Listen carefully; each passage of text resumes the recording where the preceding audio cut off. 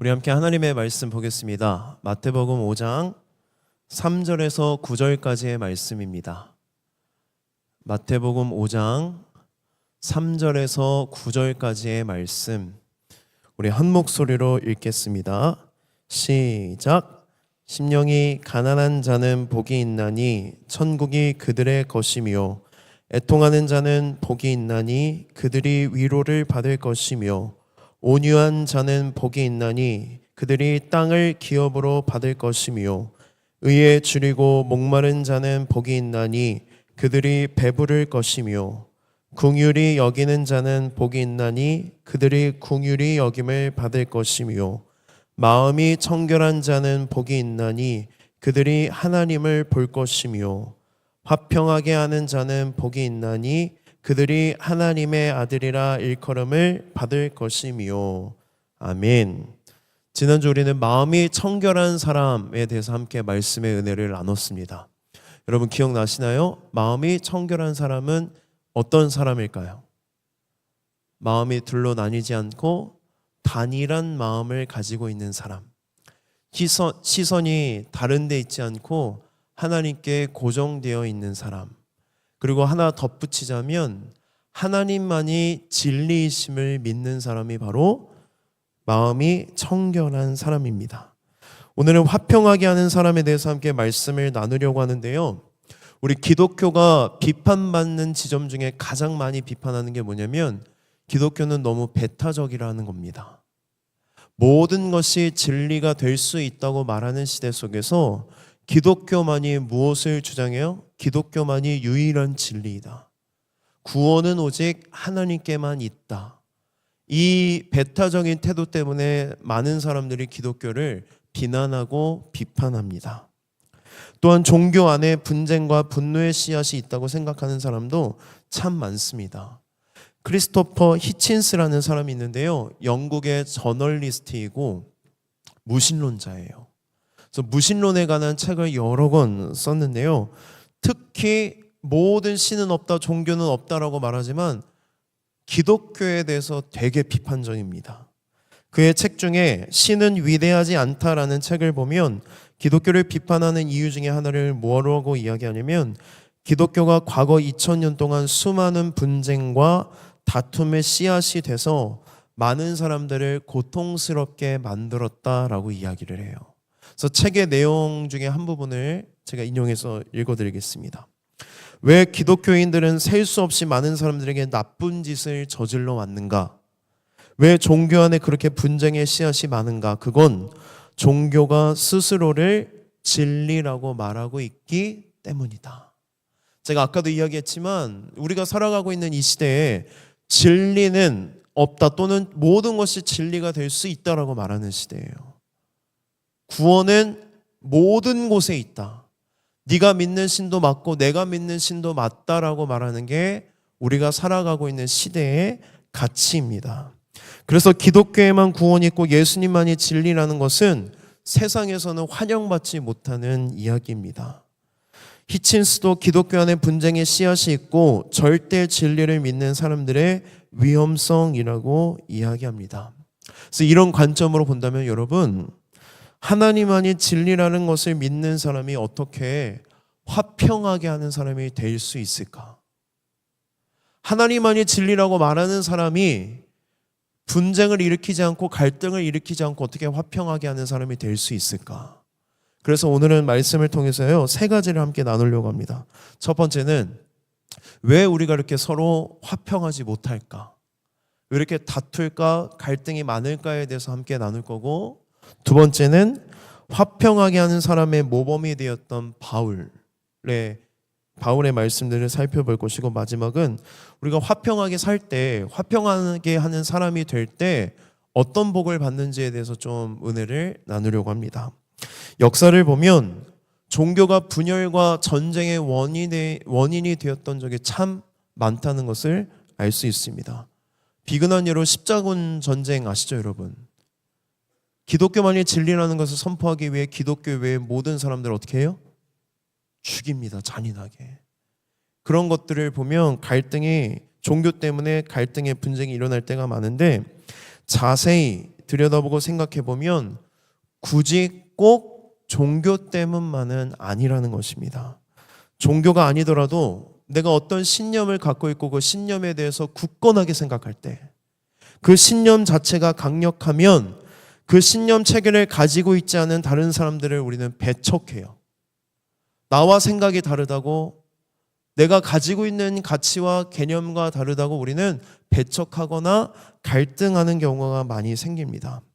인류 역사상 종교를 격렬하게 반대했던 체제 중에 심각한 악을 저지른 것들이 참 많은데요. 그 중에 대표적인 예가 바로 공산주의입니다. 제가 공산주의에 대해서는 자세히 알지는 못하지만 공산주의의 역사를 보면 19세기 후반부터 20세기 초중반까지 마르크스와 레닌을 통해서 공산주의가 시작됩니다. 근데 마르크스가 공산주의를 주장할 때에 그 시스템이 지상의 낙원을 이룰 수 있다고 믿었어요. 그리고 이대로만 한다면 우리는 다 행복하게 살 수 있다라는 강력한 신념을 가지고 있었습니다. 그런데 여러분, 실제로 어떤 일이 일어났습니까? 공산주의로 인해 20세기에 심각한 폭력과 악이 일어났습니다. 저희가 작년에 해외로 선교를 할 때 어디로 갔냐면 캄보디아로 갔어요. 근데 캄보디아에 가면 여러 관광 포인트가 있는데 그 중에 하나가 뭐냐면 역사적인 아픔이 있는 공간이 있어요. 킬링 필드라고 들어보셨나요? 어떤 일이 일어났냐면 이 폴포트라는 공산주의 정권을 가지고 있던 사람들을 향해 반기가 일어난 거예요. 그때 공산주의 정권이 어떤 일을 일으키냐면 사람들을 학살합니다. 한꺼번에 사람들을 학살하고 그 사람들을 다 묻어버려요. 공동 묘지처럼 그냥 싹 다 묻어버린 곳을 어떻게 말하냐면 킬링 필드라고 하는데, 킬링 필드가 2만 개 이상이 있다고 합니다. 그래서 실제로 선교사님이 어떤 이야기를 했냐면 이 국민적인 아픔이고 트라우마이기 때문에 여전히 캄보디아는 말도 안 되는 부패가 있지만 사람들이 그것에 대해서 반기를 못 들어요. 왜? 우리의 부모, 우리의 세대들, 우리의 윗세대들이 그런 아픔을 겪었기 때문에 안타깝지만 잘못됐다고 반기를 들지 못한다고 이야기합니다. 여러분, 공산주의가 이렇게 수백만 명을 학살하는 이유가 뭘까요? 내가 가진 세계관이나 이념과 반대되는 세계관과 이념을 가진 사람은 죽여도 좋다는 믿음이 그들에게 있기 때문입니다. 나와 이념이 다른 사람은 생명의 가치가 없다는 믿음이 그들에게 있기 때문입니다. 그리고 내가 그렇게 많은 사람들을 죽여도 그 일에 대해서 어떤 심판도 존재하지 않을 거라는 믿음, 그 믿음이 주는 위안이 있기 때문에 그들은 서슴없이 말도 안 되는 폭력을, 악을 저질렀다는 것입니다. 왜냐하면 공산주의 안에는 어떤 신념이 있냐면 무신론이 있어요. 신은 없다. 신은 존재하지 않다. 심판도 없고 심판받을 일도 없기 때문에 우리가 생각하고 우리가 중요하고 정말 가치가 있다고 생각하는 이 이념과 반대된 사람은 다 죽여도 괜찮다라는 믿음이 그들 안에 있었기 때문입니다. 그러면 여러분, 이 신념 때문에 또는 이념 때문에 가장 피해를 많이 보는 사람이 어떤 사람들이에요? 힘이 없는 사람들, 돈이 없는 사람들, 약한 사람들은 늘 피해를 보고요. 가장 강한 사람들만 살아남게 된다는 것입니다. 제가 공산주의만 예를 들었습니다. 그러나 공산주의만 그럴까요? 우리가 가지고 있는 신념이 이렇게 무섭다라는 거예요. 제가 예를 들어 이 저를 중심으로 이 왼편에 있는 분들을 진보라고 하겠습니다. 아니신 분들은 넘어가세요. 오른편에 있는 사람들을 보수 우파라고 여겨볼게요. 그러면 여러분, 한 공동체이지만 정치 이야기하는 게 껄끄러워져요. 정치 이야기를 할 때만큼은 누가 사라져요? 예수님이 사라져요. 하나님의 말씀이 사라져요. 내 신념, 내 가치관, 내가 선호하는 것들이 내가 굳건하게 믿으면 믿을수록, 그거에 사로잡히면 사로잡힐수록 우리는 어떻게 된다는 겁니까? 갈등하게 돼요. 분열합니다. 분쟁합니다. 뭐 예수님 안에서는 우파 좌파도 없어요. 내가 믿고 있는, 내가 가치가 있다고 생각하는 신념과 반대되면 우리는 갈라치기를 해버린다는 것입니다. 모든 신념 체계는 굳건히 믿으면 믿을수록 상대방을 미워하고 정죄합니다. 강력한 신념이 상대방과 나를 갈라놓고, 이 분열의 씨앗은 종교만 있는 것이 아니라 우리가 개념을 새롭게 해야 돼요. 우리가 갖고 있는 신념이 우리를 분열하게 만든다는 것입니다. 이런 신념 체계를 복음으로 설명한다면 이렇게 표현할 수 있습니다. 도덕적 성취에 근거한 자아상. 말이 좀 어렵죠? 이런 신념 체계를 뭐라고 말하냐면, 예수님이 뭐 내 첫 번째가 아니라 도덕적 성취에 근거한 나의 자아상 때문이라는 거예요. 뭐 어떤 의미인지 설명하겠습니다. 내가 어떤 일을 성공하고 성취합니다. 혹은 내가 무언가를 잘 알고 있어요. 그리고 내가 어떤 신념을 굳건하게 가지고 있습니다. 그러면 내가 성취한 것을 성취하지 못하는 사람과 우리는 비교해요. 그리고 그 사람을 우습게 여깁니다. 그리고 이런 거예요. 나는 옳아. 그런데 너는 잘못됐어. 내가 맞아. 네가 틀렸어. 비난하고 적대하고 정죄합니다. 우리는 자신이 알고 있거나 믿고 있거나 혹은 자신이 성취한 것에 근거해서 자꾸만 내 자아상을 세우려고 해요. 나 이런 사람이야 라고 말할 때 내가 말할 수 있는 자아상에 있는 것들은 다 뭐냐면 내가 성취한 것들이에요. 나 이거 했고 저거 했고 이렇게 알고 있고 가지고 있어. 인간은 자신이 가지고 있는 자신의 도덕적인 성취나 지식, 나의 어떠함으로 나의 가치를 증명하려는 습성을 가지고 있어요. 그래서 내가 가지고 있지 않은 것을 누군가가 갖고 있으면 비난합니다. 반대로 내가 갖고 있는데 저 사람이 가지고 있지 않으면 그 사람을 또 비난해요. 나는 좌파야. 그럼 누구를 비난해요? 우파를 비난해요. 이성적으로 생각하지 않아요. 판단하지 않아요. 그냥 어떻게 해요? 이념 논리에 빠지는 거예요. 나는 좌파니까 나는 옳고 우파들은 다 잘못됐어. 반대로 우파들도 좌파들을 그렇게 생각해요. 우리 대한민국이 이 갈등의 끝에 있습니다. 남성과 여성으로 나뉘어서 서로를 혐오합니다. 어른 세대와 젊은 세대들이 세대로 분열이 돼서 서로를 어떻게 해요? 증오하고 비난합니다. 우리가 화평하지 못하는 이유가 바로 여기에 있습니다. 여러분 잘 들으십시오. 나의 가장 깊은 마음 속에 있는 나를 움직이는 동기가 있어요. 내가 믿고 있는 신념 또는 내가 자아상을 세우고 있는 동기가 우리의 성취와 자격, 조건, 내가 알고 있는 것에 근거하고 있기 때문에 우리는 화평하지 못하고 갈등한다는 것입니다. 한마디로 뭐예요? 우리는 죄인이기 때문에, 잘못된 존재이기 때문에 수없이 화평을 이루지 못하고 분열에 이른다는 것입니다. 죄인이기 때문에 자꾸만 내가 가지고 있는 것으로 나의 자아를 세우려고 하고 자랑하려고 하고 내가 없는 것에 대해서 시기하고 내가 있는 것을 가지고 교만하기 때문에 그 과정에서 우리가 관계를 온전히 맺을 수 없고 화평하지 못하고 적대시하고 잘못됐다 여기고 비난하고 정죄한다는 것입니다. 그런데 여러분, 우리가 이렇게 자아상을 세우지 않고 다르게 세울 수 있는 방법이 있어요.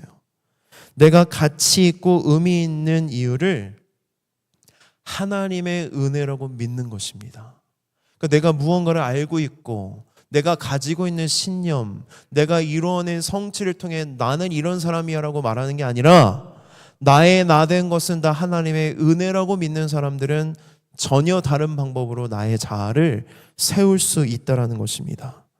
그것이 바로 무엇입니까? 복음이에요. 복음. 이 복음의 은혜에 충만한 사람은요, 하나님만이 절대 진리라고 믿지만 다른 사람을 포용해요. 그런데 이 복음이 우리에게 무엇을 가르쳐 주냐면 두 가지를 가르쳐 줍니다. 하나는 뭐냐면 나쁜 소식을 가르쳐 주고 동시에 좋은 소식을 가르쳐 줍니다. 복음의 나쁜 소식은 이런 겁니다. 잘 들어보십시오. 여러분, 우리는 모두 죄인입니다. 우리가 저지른 악행뿐만이 아니라 우리는 선행을 할 때에도 죄를 지어요. 선행을 하는데 무슨 죄를 짓습니까? 여러분, 선행을 하는 중심과 동기에 내가 나아지고 싶은 마음, 내가 잘났다는 것을 증명하고 싶은 마음은 선행조차도 죄예요. 우리는 선행을 할 때에도 죄를 짓는 존재라는 거예요. 우리는 모두 하나님의 앞에 진노와 저주를 받아야 하는 존재일 뿐입니다. 여러분, 나쁜 소식이 뭐예요? 우리는 다 뭐라는 거예요? 쓰레기라는 거예요, 여러분. 죄인이 아니라 저랑 여러분들은 다 뭐예요? 쓰레기예요, 쓰레기. 쓰레기. 쓰레기들끼리 모여있으니까 자꾸 뭐가 일어나는 거예요? 분열이 일어나는 거예요. 갈등이 일어나고. 그런데 복음은 우리에게 무슨 소식을 전해주냐면 좋은 소식도 전해줘요. 잘 들어보십시오. 그러나 우리에게 기쁜 소식이 있습니다.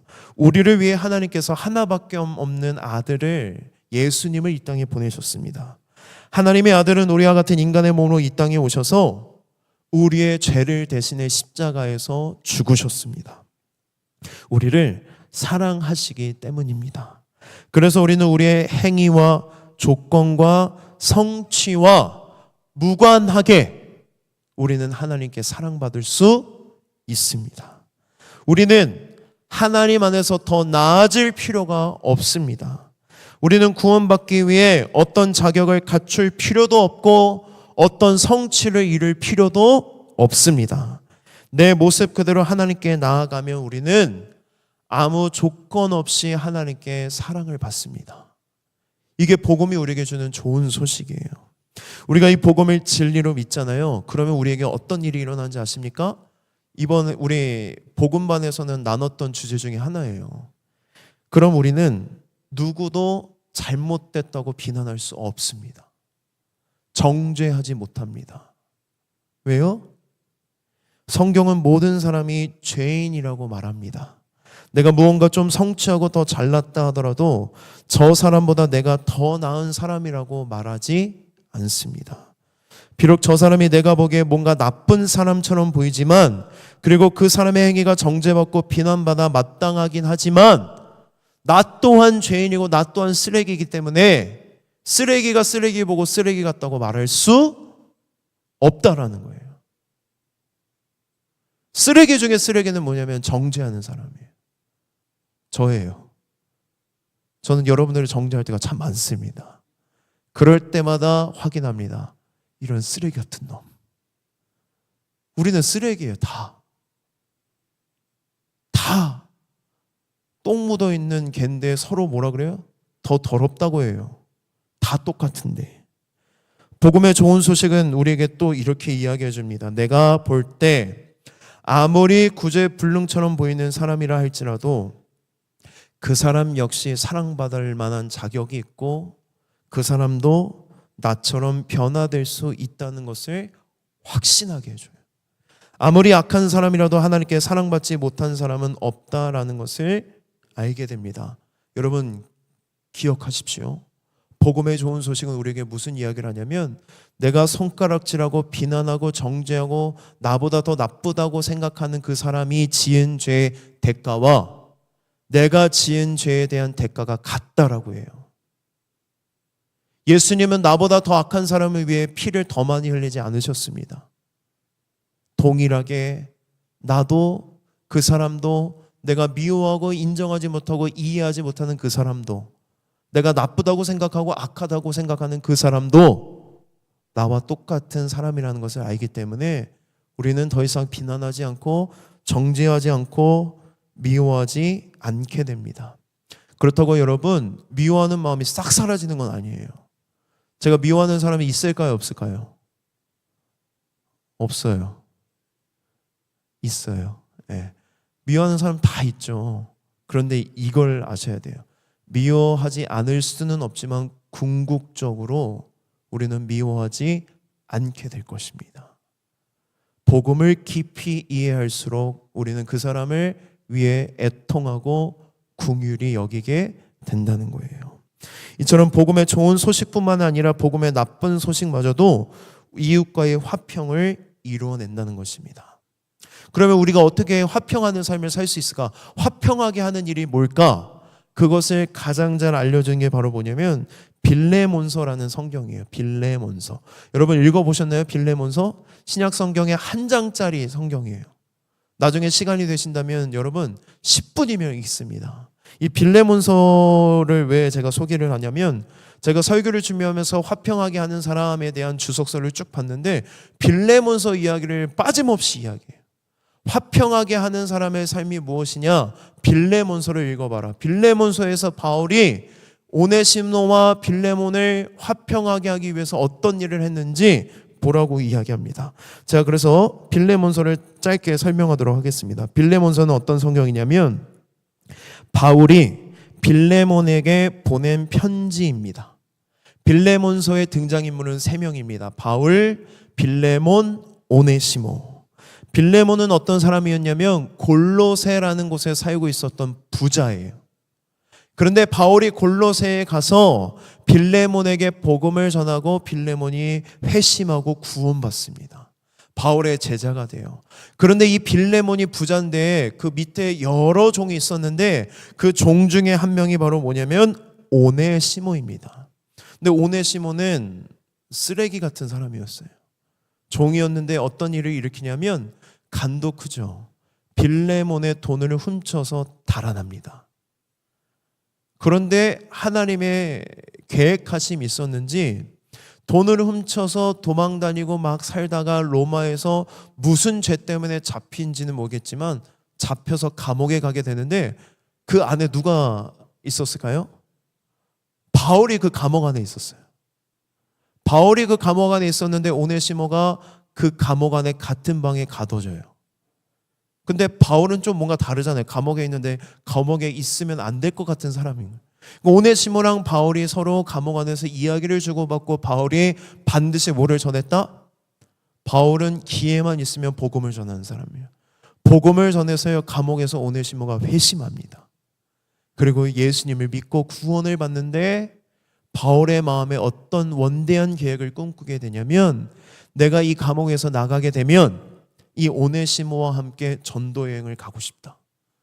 선교를 하고 싶다라는 꿈을 꾸게 돼요. 그런데 얘기를 들어보니까 오네시모한테는 해결될 문제가 있는 거예요. 내가 빌레몬이라는 주인의 집에 살았는데 이런 일을 저지르고 도망갔습니다. 그런데 우연찮게 바울이 또 누구를 알아요? 빌레몬을 알아요. 그래서 바울이 무슨 일을 하냐면 오네시모에게 빌레몬에게 쓰는 편지를 들여보내서 보내는 거예요.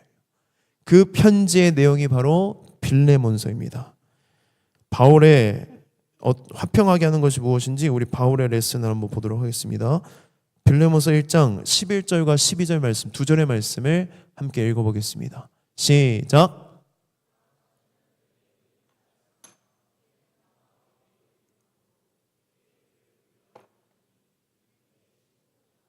아멘. 뭐라고 이야기하냐면 바울은 빌레몬에게 그리고 오네시모 모두에게 가혹한 요구를 해요. 제가 아까 이야기하지 않았지만 로마법에 따르면 종이 주인에게 피해를 입히고 도망갔다가 다시 잡히면 죽일 권한이 주인에게 있어요. 근데 바울이 뭘 얘기해요? 오네시모야, 빌레몬에게 돌아가서 용서받아라. 돌아가라. 가서 잡혀가지고 용서 안 해주면 어떻게 돼요? 죽어요. 그리고 빌레몬한테도 가혹한 요구예요. 뭐라고 이야기해요? 오네시모를 좀 뭐 해줘라? 용서해줘라. 둘 모두에게 가혹한 요구예요. 근데 화평하게 하는 사람들은 이런 사역을 해야 된다는 거예요. 바울이 둘 모두에게 가혹한 요구를 합니다. 오네시모는 가면 죽을 수도 있습니다. 빌레몬이 용서할지 안 할지 아무도 모릅니다. 아무리 바울의 말이라도 빌레몬이 바울의 말을 무조건 들어야 하는 것은 아니에요. 스승이지만 내 종이 이런 일을 저질렀기 때문에 내가 마음대로 처리할 권한이 빌레몬에게 있습니다. 그리고 오네시모도 바울 앞에서는 주인에게 돌아가겠다 말하고 도망칠 수도 있었겠죠. 바울이 이 모든 것들을 몰랐을까요? 알았어요. 알매도 불구하고 바울은 오네시모에게 빌레몬에게 돌아가 용서를 구하라고 하고 빌레몬에게는 용서를 하라고 권면합니다. 바울은 빌레몬에게 단순히 용서만을 구하지 않아요. 16절입니다. 제가 읽을게요. 이후로는 종과 같이 대하지 아니하고 종 이상으로 곧 사랑받는 형제로 둘 자라. 내게 특별히 그러하거든 하물며 육신과 주 안에서 상간된 내게랴. 무슨 말이냐면 용서할 뿐만이 아니라 노예 신분에서 해방시켜 달라고 이야기합니다. 빌레몬에게는 상당히 가혹한 요구입니다. 지금 우리의 시대로 비춰볼 때는 더더욱 그렇습니다. 여러분, 누군가가 여러분들이 다퉜어요, 누구랑. 근데 중간에 용서하세요라고 제가 이야기를 하는 거예요.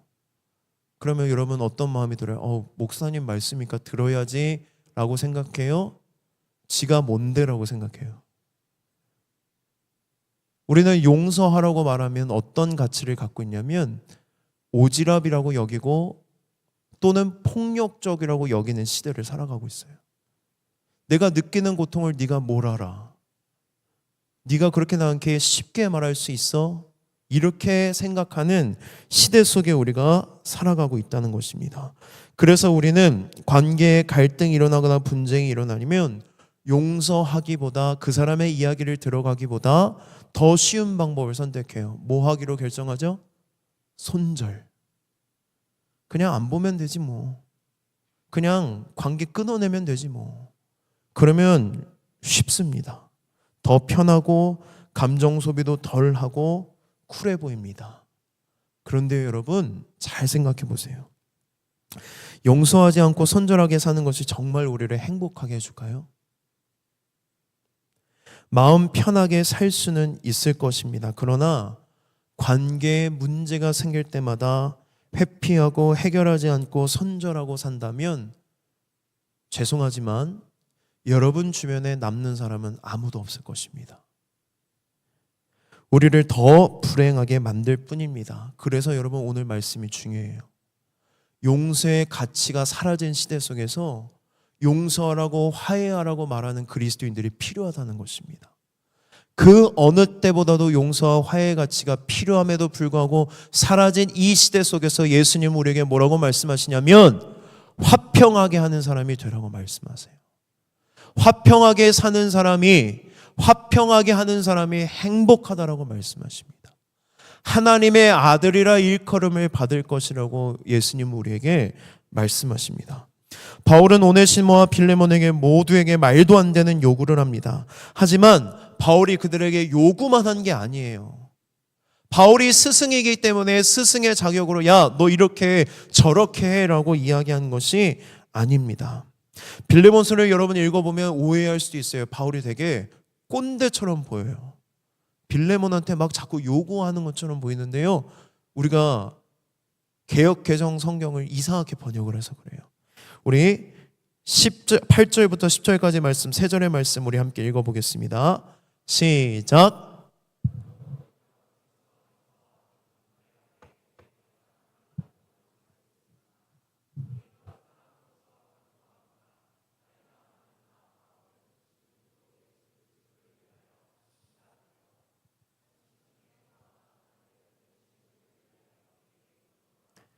아멘. 우리 8절만 보면 이렇게 생각할 수 있어요. 내가 내게 마땅한 일로 명할 수 있으나, 이건 이런 거예요. 내가 스승으로서 제자인 너에게 명령할 수도 있어. 그런데 그렇게 안 하는 거야 라고 말하는 게 꼰대잖아요, 여러분. 그쵸? 나 이렇게 할 수 있는 사람인데 안 하고 그냥 이렇게 하는 거야 라는 게 꼰대. 그런 말 안 하면 되잖아요. 근데 성경을 읽어보면 그렇게 이해가 되는데요, 원어의 의미를 보면 다르다는 것을 알 수 있습니다. 간구하노라 라는 표현이 2번이나 나오는데요, 바울은 빌레몬에게 굉장히 공손하게 말하고 있습니다. 간구하노라 라고 쓰인 헬라어 원어는 누가 쓰는 표현이냐면 종이 주인에게 하는 표현이에요. 제발 부탁드립니다. 사람들이 하나님께 간구할 때 사용하는 표현이에요. 그러니까 빌레몬의 스승이었던 바울이 제자인 빌레몬에게 완전히 낮은 상태로 간청하는 것입니다. 그래서 세번역 성경을 보면 이거 뉘앙스를 잘 살렸어요. 존댓말로 기록되어 있어요. 차라리 세번역을 읽는 게 여러분들 오해에 빠지지 않을 것입니다. 여러분, 바울은 자신의 권위로 강압적으로 용서라고 하지 않습니다. 주인에게 말하는 종처럼 이야기해요. 왜 바울이 종처럼 이야기했을까? 바울은 지금 오네시모와 같은 심정으로 이야기하는 거예요. 오네시모의 지위가 종이잖아요. 바울이 오네시모와 하나가 되고 연합이 돼서 낮아진 상태로 종의 모습으로 빌레몬에게 간구하고 있는 것입니다. 그리고 더 나아가 바울은 빌레몬에게 뭐라고 이야기하냐면 오네시모가 잘못한 것이 있으면 내가 대신 지겠다라고 이야기해요. 제가 말씀을 읽겠습니다. 18절과 19절입니다. 그가 만일 내게 불의를 하였거나 내게 빚진 것이 있으면 그것을 내 앞으로 계산하라. 나 바울이 친필로 쓰노니 내가 갚으려니와 내가 이 외에 내 자신이 내게 빚진 것은 내가 말하지 아니하노라. 그래서 친필로 쓴다는 표현은 두 가지 의미입니다. 무슨 의미냐면 오네시모가 내 편지를 꾸며서 가져간 게 아니다. 내가 진짜로 썼다. 이거는 내가 쓴 편지다라는 의미가 있고, 이 두 번째 의미는 뭐냐면 친필로 쓴다는 표현은 당시 회계 용어예요. 영수증에 사인한다는 의미입니다. 뭐라고 이야기해요? 오네시모, 이 종이 네 돈을 많이 가져갖고 너에게 피해를 줬잖아. 내가 다 갚을게. 내가 오네시모의 보증인이 될게. 내가 사인할게. 서명할게. 내가 이 인생을 책임질게. 그러니 제발 용서해달라고 간구하는 것입니다. 말투조차도 종이 주인을 대하듯 바울은 공손하게 말합니다. 그리고 오네시모가 저지른 모든 죄에 대한 형벌을, 그가 갚아야 하는 모든 빚을 자기가 갚겠다고 이야기해요. 여러분, 화평하게 하는 것은 이런 사역입니다. 그냥 단순히 관계에 갈등이 있는 사람들끼리 용서해 화해라고 말하는 수준이 아니라, 잘못한 사람이 있으면 그 사람의 잘못을 내가 뒤집어 쓰고 내가 대신 용서를 구하고 내가 잘못했다고 이야기하는 태도까지 우리가 나아가기를 주님은 바라신다는 것입니다. 엄청난 희생입니다. 자기 것을 다 내어줍니다. 바울이 이렇게까지 한 이유가 뭐예요? 오네시모에게서 어떤 빛을 봤을까요? 얘 잘 키우면 제2의 바울이 되겠다. 유망주다. 그런 걸까요, 여러분? 바울은 그 은혜를 경험했기 때문이에요. 예수님이 자신의 모든 죄의 빚을 다 갚아주신 은혜를 그가 경험했기 때문에 자기도 오네시모가 되어주는 것입니다. 그래서 마틴 루터는 이렇게 이야기합니다. 우리 모두가, 죄인인 우리 모두가 예수님의 오네시모이다. 바울의 첫 번째 레슨의 핵심은 무엇이냐면, 우리가 예수님으로 인해 하나님과 화평하게 되었으니 우리도 예수님을 따라 관계에 갈등이 있을 때에 화평하게 하는 사람이 되라고 말씀하십니다. 여러분, 화평하게 하는 사람이 받는 복이 뭐예요? 하나님의 아들이라 일컬음을 받을 것이다. 이 말은 무슨 의미냐면 우리가 화평하게 해야만 너 하나님의 아들로 인정해 줄 거야가 아니에요. 제가 매번 이야기하죠. 우리는 이미 뭐가 됐어요? 하나님의 아들이 됐어요. 하나님의 딸이 됐어요. 구원받아서 하나님의 자녀가 되었잖아요. 아무 조건 없이 값 없이 은혜로 하나님의 자녀가 된 사람은 하나님의 자녀답게 살아간다는 의미예요. 하나님의 자녀답게 살아가는 삶 중에 가장 명확하게 드러나는 삶이 예수님처럼 바울처럼 화평하게 하는 사람이 된다라는 것입니다. 우리가 화평하게 하는 사람으로 살아갈 때, 예수님이 하신 일을 따라갈 때 우리는 그 어느 때보다도 내가 하나님의 자녀가 되었다는 것을 확신하게 된다는 거예요. 여러분 생각해 보십시오. 여러분이 구원받았다고 하지만 누군가를 미워할 때가 있어요, 없어요? 있죠. 왜 없습니까? 미워하는 내 자신을 보면서 마음이 안 좋을 때도 있죠. 그러면 여러분, 그런 마음이 들 때마다 이런 생각이 들어요. 나 하나님의 자녀가 맞는 것 같아. 내 마음에 미움과 시기와 질투가 가득한데 그 마음을 보면서 여러분 확신을 계속 갖게 됩니까? 반대죠. 어떻게 돼요? 내가 하나님의 자녀가 아닌가? 내가 구원받지 않는 게 아닐까? 내가 이렇게 살면 안 되는데 라면서 확신이 점점 희미해져요. 그런데 여러분들의 미움을 멈추고 용서하고 화해하고 화평하게 하는 일을 하면 내가 하나님의 자녀라는 것을 더 깊이 확신하게 된다고 우리에게 약속하십니다.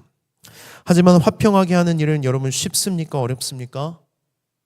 어려워요. 참 어렵습니다. 화평하게 하려고 할 때 괜히 중간에 껴서 두 사람 모두에게 미움을 받을 때가 있어요? 없어요? 항상 있습니다. 나중에 둘이 화해하게 되더라도 괜히 나만 어떻게 돼요? 둘이 또 막 짝짝꿍하면서 나를 욕할 때가 있다라는 거예요. 그러나 여러분, 그 미움받는 것을 우리가 두려워하지 않고 미움받을 용기를 가지고 화평하게 하는 사역을 감당해야 된다는 것입니다. 이 과정을 견딜 수 있는 두 가지 진리를 전하고 말씀을 마치도록 하겠습니다. 첫 번째는 무엇이냐면 팔복 말씀마다 반복해서 복음을 전합니다. 여러분, 예수님께서 이 땅에서 하신 일을 바라보십시오. 예수님은 늘 하나님의 편에 서서 사람들에게 하나님의 말씀을 전했습니다. 그러나 사람들은 늘 예수님을 미워했습니다. 사람들은 예수님을 잡아 죽이려고 했습니다.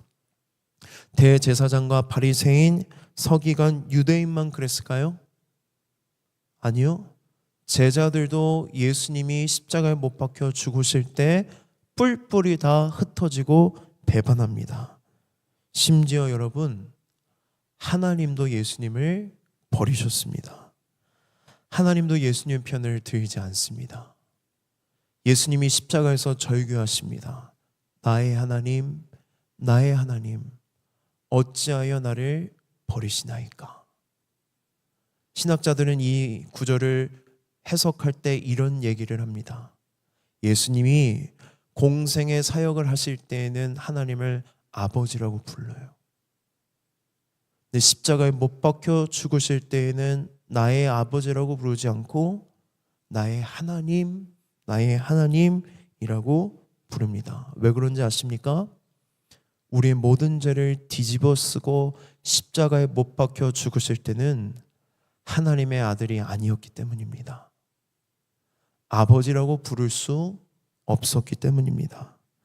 우리는 화평하게 하는 사람이 될 때 하나님의 자녀라 일컬음을 받지만 예수님은 하나님과 우리 사이를 화평하게 하시기 위해 그 십자가의 사역을 버티고 견디셨음에도 불구하고 유일하게 아들이라고 일컬음을 받지 못하셨습니다. 예수님이 화평하게 하는 사역을 했음에도 하나님의 아들이라 일컬음을 받지 못하셨기 때문에 우리가 화평하게 하는 사역을 감당할 때 우리는 하나님의 자녀라는 확신을 더 깊이 강하게 가질 수 있는 것입니다. 두 번째입니다. 여러분, 빌레몬서의 결론이 어떻게 됐을까요? 편지잖아요. 오네시모가 그 편지를 가지고 빌레몬에게 갔을까요? 안 갔을까요? 갔다고 칩시다.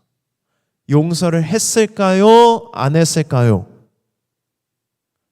정황 증거가 두 가지가 있어요. 용서를 했습니다. 첫 번째는 무엇이냐면 2세기 교부였던 이그나티우스라는 사람의 기록을 보면 오네시모가 나중에 에베소로 교회에 말씀을 전하는 장로가 되었다라는 기록이 있어요. 그러니까 목사가 된 거예요. 장로라고 하지만.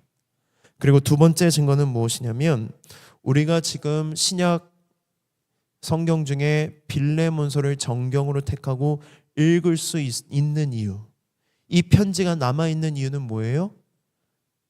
오네시모가 편지를 갖고 빌레몬에게 갔고 빌레몬이 용서를 했기 때문에 성경으로 남아있고 우리가 이 빌레몬서를 읽을 수 있다는 것입니다. 여러분, 여러분의 마음 가운데 용서하지 못하는 지체가 있다면 용서하십시오. 용서하지 못하는 사람이 있다면 용서하십시오. 산상설교 시리즈를 계속 설교하면서 팔복의 말씀 가운데에 반복해서 나오는 주제가 있어요. 용서입니다. 용서. 부담스럽고 불편하고 듣기 싫을 수도 있습니다. 저는 이 말씀을 전할 때 정말 불편한 이유가 있어요. 제가 어떤 지체랑 이야기를 나눴는데 그 지체가 제가 생각해도 용서하지 못하는 이유가 있어요.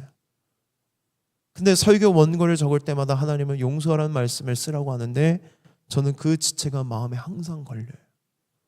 그럼에도 불구하고 제가 용서하라는 말씀을 전하지 않는다면 우리는 어디 가서 용서하라는 이야기를 들을 수 있을까요? 용서라는 가치가 사라진 이 시대 속에서 유일하게 용서를 말하는 책은 성경밖에 없을 것입니다. 여러분, 용서하는 것을 주저하지 마시고 용서하십시오. 그리고 여러분도 예수님과 같이 바울처럼 화평하게 하는 사람이 되기를 주님의 이름으로 권면합니다. 우리는 사람들에게 미움받는 것이 두려워 화평하게 하는 사람이 되는 것을 꺼릴 때가 있습니다. 솔직하게 저도 그렇습니다. 저는 갈등 관계를 상당히 어려워합니다. 갈등이 드러나면 숨고 싶습니다. 그러나 예수님께서 우리에게 명령하십니다. 말씀하십니다. 화평하게 하는 사람이 되라고 말씀하십니다. 여러분, 이 믿음을 가지고 화평하게 하는 사람이 되십시오. 하나님은 우리를 변화시킬 수 있습니다. 하나님께서 화평하게 하는 사람의 사역을 사용하십니다. 하나님께서 서로 미워하고 갈라진 모두를 변화시킬 수 있습니다. 하나님은 그 누구도 변화시킬 수 있습니다. 하나님은 그 누구도 용서하실 수 있습니다. 하나님은 그 누구도 용서하게 만드실 수 있습니다. 이 모든 것이 복음 안에서 가능합니다. 여러분, 화평하게 하는 사람이 됩시다. 용서하는 사람이 됩시다. 우리 이 시간 함께 찬양하고 결단 기도를 드렸으면 좋겠는데요.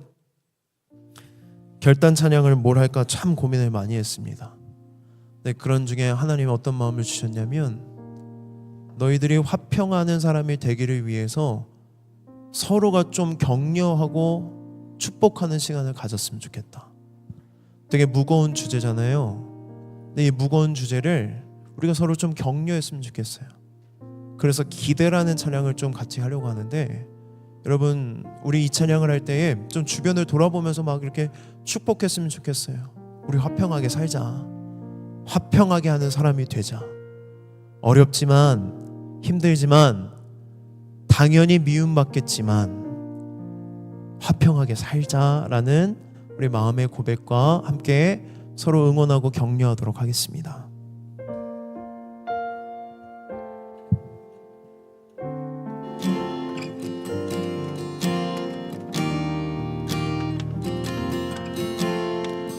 우리 함께